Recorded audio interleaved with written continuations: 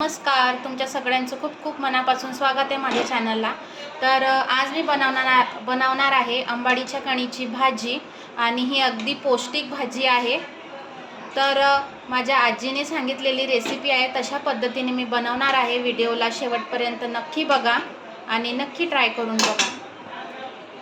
भाजीमध्ये तेलाचा वापर अजिबात होत नाही, पण तुम्हाला आवडत असेल तर यावरती आपण फोडणीचं तेल घालू शकतो। रेसिपीला सुरुवात करूया। ही आंबाडीची भाजी आहे, ही स्वच्छ मी धुवून घेतली आहे। तर याची ज्वारीच्या कण्या घालून मी भाजी बनवणार आहे।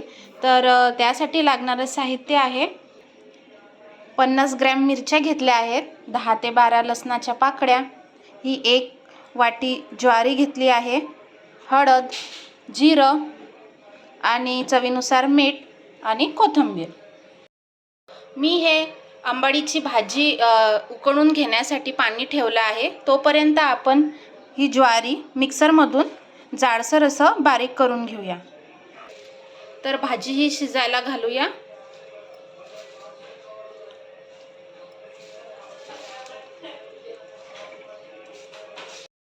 तर मिक्सरच्या भांड्यामध्ये आपण ज्वारी काढून घेऊ आणि जाडसर असं याला बारीक करून घेऊ। तर तुम्ही बघू शकता मिक्सरच्या भांड्यातून मी ही ज्वारी ही जाडसर अशीच बारीक करून घेतली आहे, जास्त बारीक नाही करायची। तर बघा आपली आंबाडीची भाजी शिजते।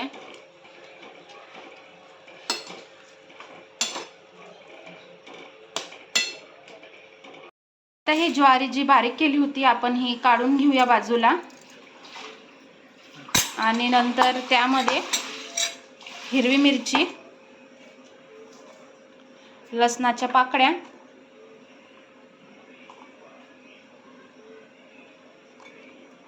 जिरं, हळद आणि कोथिंबीर याची पेस्ट तयार करून घेऊ। त्यानंतर काय करू आपण, ह्याच्या ज्वारीच्या कण्या आपण बारीक केलेल्या आहेत त्यावरती थोडंसं पाणी घालायचं, थोडंसं असं शिपडल्यासारखं करायचं आणि थोडं असं कालून घ्यायचं त्याला। त्याने काय होईल की ह्या ज्या ज्वारीच्या कण्या आहेत ह्या छान नरम पडतील। बघू शकता ही पेस्ट तयार झालेली आहे। ही थोडी अशी जाडसरच ठेवली आहे, जास्त याला बारीक नाही करायची, जाडसरच ठेवायची। भाजी शिजली की नाही पाव बघूया, अजून बाकी आहे थोडी। मध्ये ज्वारीच्या कण्या घालूया आंबाडीच्या भाजीवरती आणि नंतर ही जी हिरवी मिरचीची पेस्ट केली होती ती घालायची यावरती। या भाजीमध्ये तेलाचा वापर अजिबात होत नाही आणि खायला देखील पौष्टिक आहे। ते झाकण ठेवून द्यायचं।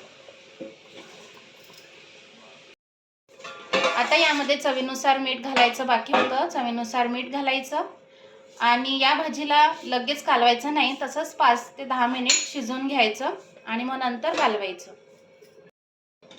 तर आता 5 ते 10 मिनिट झालेले आहे।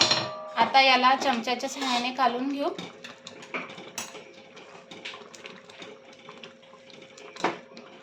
बघा किती मस्त दिसते ही भाजी।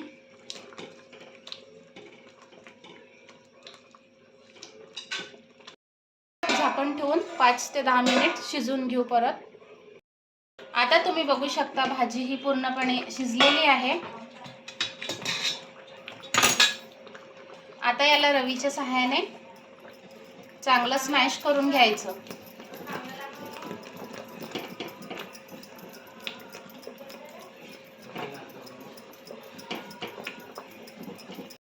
प्रकारे आंबाडीच्या कणीची भाजी तयार आहे। माझी रेसिपी आवडली असेल तर प्लीज माझ्या चॅनलला लाईक करा, शेअर करा आणि सबस्क्राईब करा आणि नक्की तुमच्या घरी ट्राय करून बघा।